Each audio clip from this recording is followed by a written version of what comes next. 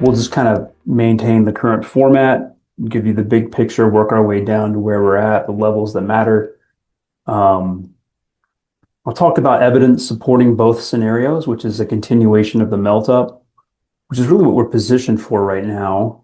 And I'll get into how we'll pivot and what it would take for us to pivot. And then I'll get into some of the narratives that are floating around right now and the metrics I'm watching along with broad markets. So this is the big secular trend you're looking at. There's a 2000 top, very clear three-wave pattern that fit strangely into that decade-long period of moving into a secular deflationary environment, um, coupled with the tech bubble bursting.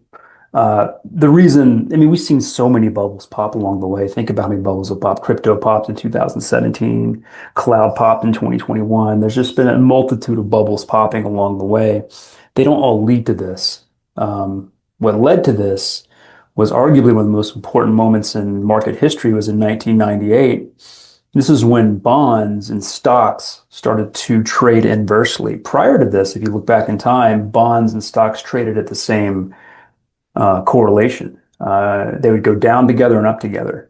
And they split, and everybody thinks that bonds and stocks had an inverse correlation, which they have been, but only since 1998. And what happened was we moved from this inflationary secular environment to a more deflationary environment. And it just took some shifting, some rotation to get that going. But we basically started moving into globalization, expanding technology. All these things are very deflationary. Also, the Fed was starting at the Volcker area at like 20% rates, right? So they had a lot of room to cut. And we weren't looking at massive deficits. Once again, a lot of room to kind of expand the markets. And that's really why we haven't seen that many recessions along the way is we've been expending that environment, which is now likely coming to an end. We're kind of moving away from globalization more to reshoring internally. There's just a restructuring of the global dynamic that's going on right now, which likely will lead to more inflation, a structurally inflationary environment going forward, which you can kind of pick up on when you start looking at charts like the dollar and gold and long dated bonds, which I'll show you. We'll get into it. But you can see they're all aligned over the next few years for like dramatic moves that isn't ideal. It's not something that we're used to and accustomed to that implies an inflationary environment. So anyway, I kind of got off point there, but we bottomed in 2009. We've been in this standard five-wave pattern, right? 3, 4, COVID low, 5. Big fourth wave right here in 2022 and this overlapping fifth wave move, which is an ending diagonal, which is very common in fifth wave patterns. All these moves backed up with max momentum at your third wave and then lower momentum, the kind of the higher we go in price. Very characteristic of five wave moves. What's very intriguing to me, you don't see this very often, is how the RSI is just very, very orderly following this trend line. Look, every single move since 2022, December 2022, January 2022, the October 2023 low, the Liberation Day low, the recent low we saw in late March, all of them bottomed on this trend line. So when this trend line breaks to the downside, and it will break, I don't know when, but it will, that's your first indication that a volatility event is upon us. If this green line breaks, which is called the really big moves, volatility events, right here, this was the low in 2022, low in COVID, and also the low in 2011. These are your big kind of cyclical bear markets within the secular bull we've been inside. If that breaks, that's trouble. Last time that broke was in, what is that, like May of 2008? So that will give you an early indication that things are not normal. But we're a long ways away from that. Look, we're actually barely pulled back and now retesting the high that's been holding up basically all the tops that we've seen that led to corrections. So whichever way we break, if we break to the upside here or down here is going to be an early warning of what's to come. And so what is to come based off the analysis that I've been showing, why is this? There it is. The structural, like the pattern analysis, let me see here. Why is this doing this. Yeah, let's go here. There we go. This is the ending diagonal fifth wave. We're doing a zoom in, a close up, and it's not an ideal pattern, no matter how you slice it. But we have this overlapping move higher, these big corrections in both directions, big moves. Like the third wave fails to go vertical, and instead you get a huge fourth wave that almost goes in first wave territory. And then you get this other kind of exaggerated three wave move. So the green count is basically saying that from April 2025 to sometime probably in Q1, Q2 of 2027, I don't know, somewhere around there, will be a very exaggerated fifth wave within this ending diagonal. Diagonals can do that. In fact, they commonly do that. We'll see this. You see how it's following this trend line right here? The fifth wave will sometimes give you this big move over the trend line, suck everybody in, and then just collapse. So you see exaggerated moves within the fifth wave. This is not abnormal to see something like this green count. What that means is since the March low, we've had this vertical move higher in five waves, a very shallow second wave. If that's the case, then I mean, this move higher is going to be pretty, it'd probably go over, well over 9,000. The other thing is that, and if we do see further weakness, like let's say that this is like just a bull trap and we get a vertical drop, going into the weekend or something like that. Excuse me, as long as we hold 7088 to 6775 as the final stand, then I would consider that a second wave move. And so instead of this being your second wave, we get more of an exaggerated second wave, right? Still the green count, as long as we stay above these levels and the broad S&P 500. If we break below here, then the odds increase dramatically that we're heading towards 6,000 to 5,700 in this blue count, which would basically have us in this large fourth wave within this ending diagonal pattern. Okay? So the evidence I have, the evidence that I'm looking at to support this is we will look at, oh, this is the wrong workbook. Positioning. I keep showing this, and you just don't see this typically in a, whenever, you'll see institutions position before moves, right? And they move in such size, right? The volume that they're moving, that they tend to create tops and bottoms. Just they're creating so much supply and so much demand that tends to be the case. And so I like to track how they're, where they're going. This is just a rudimentary way that I do that. And I'm looking at relative returns of various indexes. These are custom made, these yellow ones. From meaningful pivots. And the meaningful pivot on June 22nd is when semiconductors topped. Okay, so where did that money go? And you can see, here's the S&P 500. The indexes that are outperforming it are financials, energy, healthcare, and AI software. This one still befuddles me. You don't really see people roll into AI, into software plays in preparation for a deflationary volatility event. Like I said before, going into 2025 and early 2025, one of many cues we took to go so heavily into cash was that the rotation was into very defensive things like staples and healthcare and T-bills. We saw the dollar outperforming a lot of momentum stocks going into the February top. So it was really, you could see the positioning, and this just doesn't look like the positioning you see before a volatility event.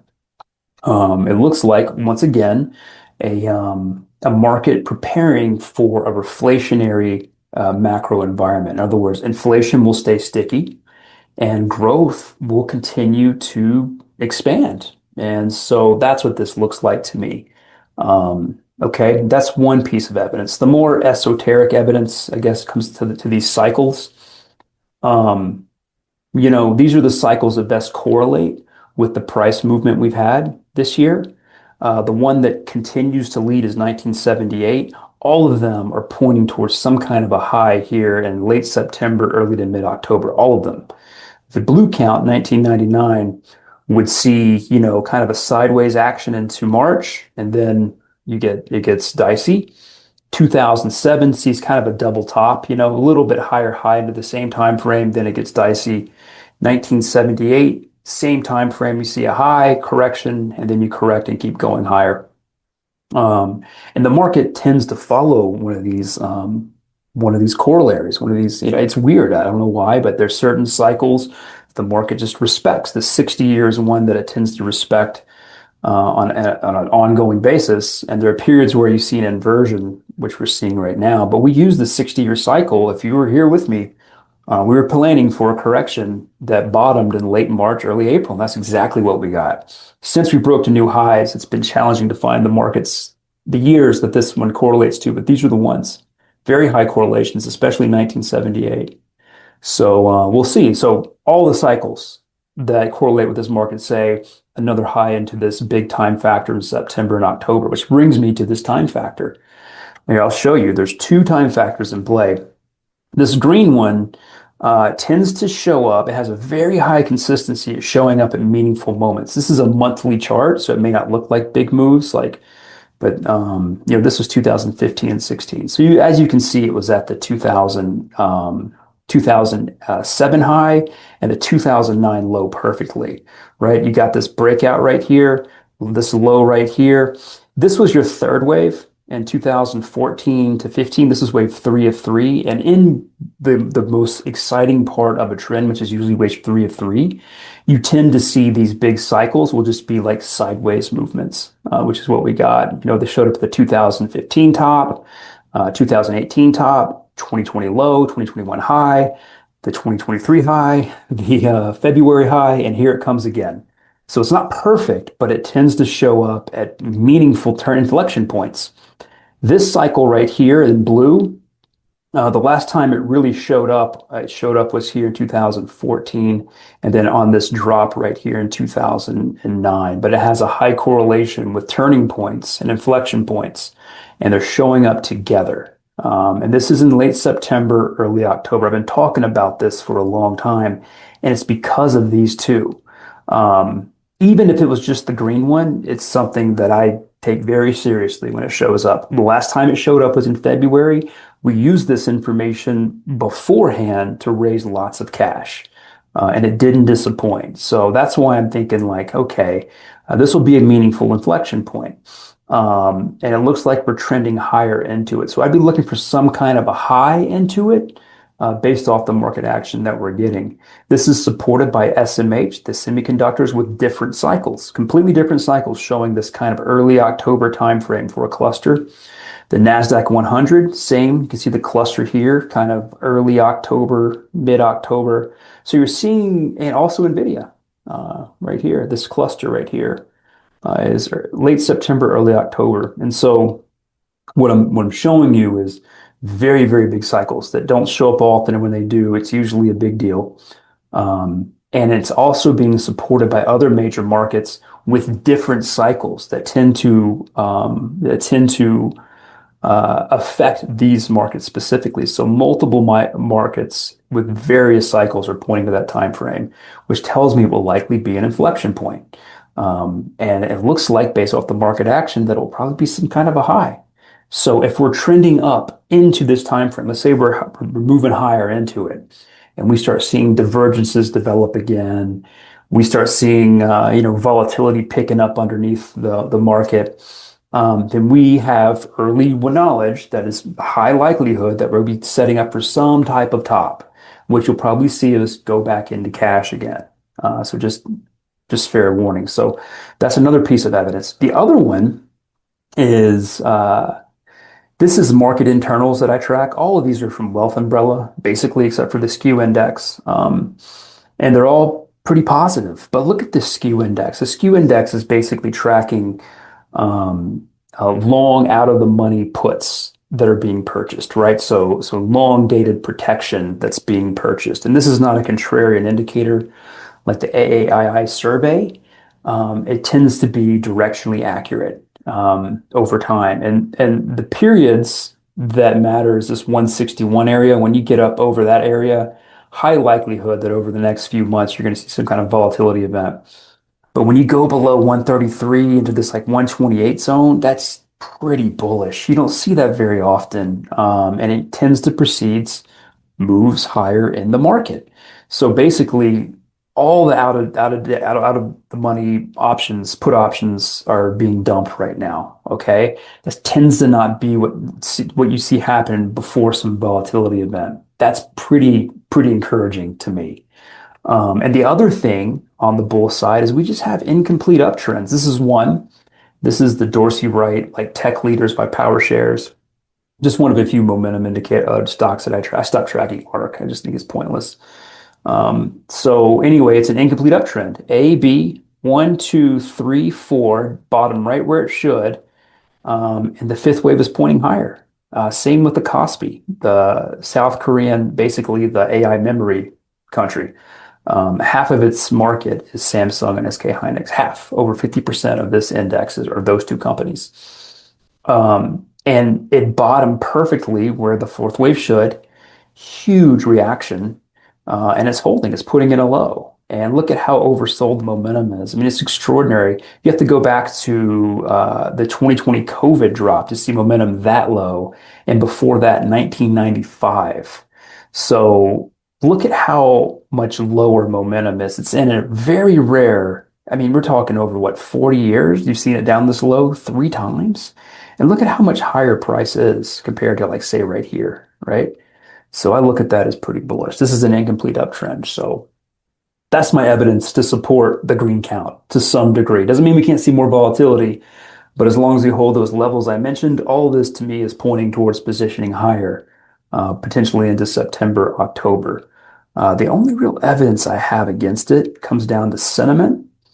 And I show this all the time. This is the retail survey, like AAII. It's like asking retail investors, how do you feel about the market 6 months out? Right. And this is a percentile reading. The higher the reading, the more bullish everyone is. Right. And this is a contrarian indicator. It really is. And so what's interesting is most everyone in the retail market feels terrible about the market. They're 85 bearish, right? Percent bearish, 26% bullish, right? But look at their positioning, 90% stocks and 3% cash. So they feel one way, but they're investing another way. And it keeps getting more extreme, right? They're at 3% cash. And it's been this way for a long, long time. Okay. When you compare it to all these different tops going throughout the ages, this is kind of where the readings were around those tops. Very extreme. And so we don't tend to see this type of positioning last for long. I mean, it can last, and it has for a while. And it's not like a instant indicator. It's just something to keep an eye on, that when things unravel, keep in mind that, like, there's not going to be a ton of buyers left to pick up the volatility. And that's typically how markets operate. Like, markets top not because sellers step in, it's because you run out of buyers, right? And it just has one way to go, and then it just feeds on itself.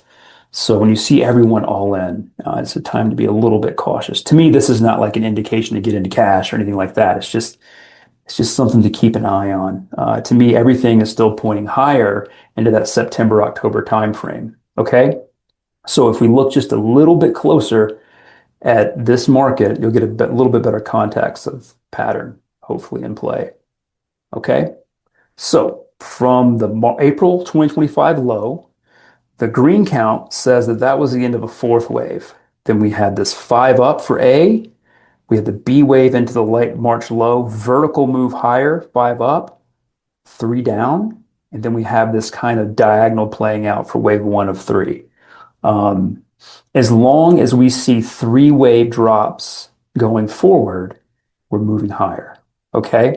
And to me, the big line in the sand is at 7906. I want to see us, blast above that. That would be a strong indication of the green count.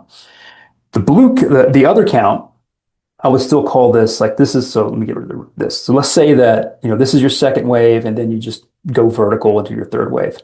Let's say that we drop from here. Let's say that this is A, and this is an overlapping B wave that goes above the top of the A wave. We see a pretty vertical, sharp drop back into this zone. As long as we hold that 7080, I can't remember what it was.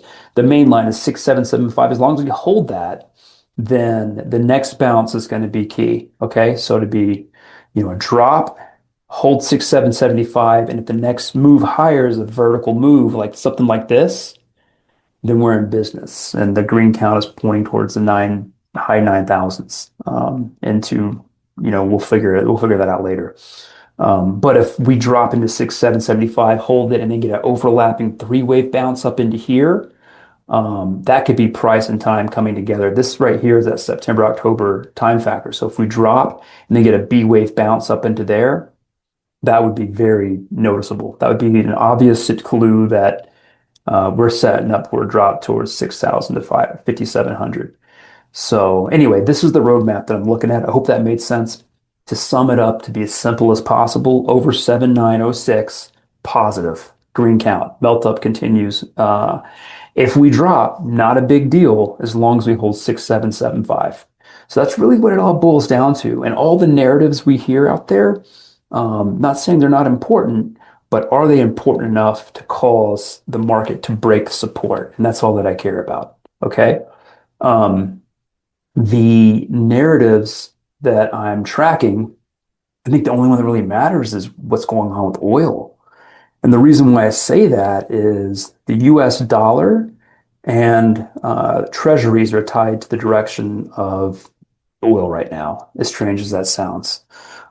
This is the oil market, and it looks like a total mess, but the green count says that this was A, B, and we're in a diagonal for C. 1, 2, 3, there was 4, and then we have 3 waves back, which is very encouraging. So 3 waves up.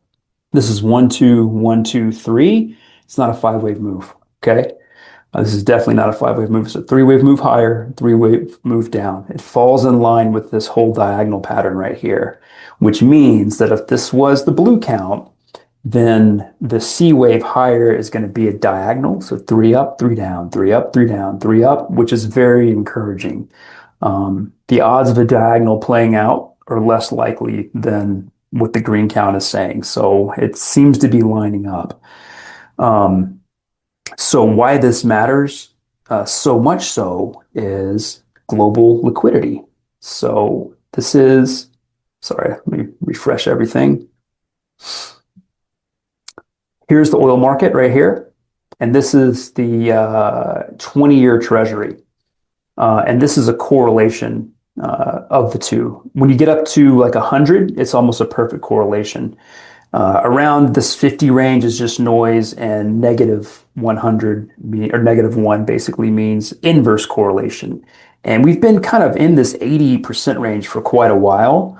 And oil is dropping finally. So we're starting to see bonds follow. We don't want to see oil break out. That would imply bonds are going higher. And why does it matter if bonds are going higher? We have about $10 trillion that we're rolling over this year. A lot of it's T-bills. But the thing about the Treasury market, the U.S. Treasury market, is it is the 800-pound gorilla in the room, and there will be buyers to be found. If it's not central banks, which are not they're net sellers of Treasuries, then you have 2 options. One is you have to find buyers who are price sensitive, unlike central banks who are basically building up reserves. And so how you do that is you have to increase yields. Yields will go higher, right? Bond prices will fall and yields will go higher until buyers are found. And why that's a problem is because the debt we have right now is massive. The higher yields go, it means the bigger our deficits will get in order to service the new, more expensive debt. And it can create a spiral. We saw that in England and Great Britain in 2022. It was, they call it the bond vigilantes coming out. Basically, the bond market said, we don't believe you're ever going to pay this back, and we don't want to own any of your debt. And they start selling it, and it creates this frenzy, right, where bonds go vertical lower as yields go vertically higher, which blows out their budgets. And the only option at that point is a central bank to step in and buy everything up. That will happen in the U.S. There is no doubt in my mind that the Federal Reserve, sometime in the next 3 years, will shift to infinity quantitative easing forever, and start using their balance sheet to house these treasuries. We can't afford yields to go up that high. So that's why this matters so much right now. You can see it clearly in TLT, the ETF tracking long-dated bonds. This is from the 2020 top. 5 wave move. I think we're in this diagonal. I think we're going to break this level, but I don't know when. We could stay sideways to up for just another month or two and get that melt up. I mean, it could stay sideways for another 3, 4 months. As long as we hold the 82 and 80 level, that's ideal. And to give you an idea of what's going on, this is block trades and TLT, and they're just pounding the tape in this area, and there's no buyer stepping in right now. So are these sells or are they buys? This is the most hated asset class in the world right now. Eventually, it's going to catch a bid and just rip the shorts, apart. And I think that'll happen probably when we start seeing growth decelerate in a scary way. You want to have a fixed yield in a deceler in like a deflationary environment. We're not seeing that right now. So as long as we behave here, which I think is tied to oil right now, we should see the continuation of this uptrend. Same with the dollar. The dollar is participating. The higher the dollar goes, the more expensive debt becomes, that dollar denominated debt to service, right? 65% of all the debt in the world is denominated in dollars, which means that in order to service that debt in foreign countries, you must acquire dollars. And the more expensive a dollar becomes to your foreign currency, that means the less of your foreign currency you have to service your fixed debt, which means you have less money to buy stocks and Bitcoin and all that stuff. So the US dollar is very tied right now to the oil markets, and it's very tied to global liquidity. I think what's driving the undercurrents of this market is liquidity, global liquidity. Insofar as the Iran war can affect these dynamics, oil, which affects the dollar, is insofar as it will affect, volatility within the markets. So it's not the narrative. It's can the narrative derail the forces that tend to push markets higher or lower? And right now, global liquidity, which is tied to the U.S. Treasury market, and the dollar is the primary thing that I'm tracking.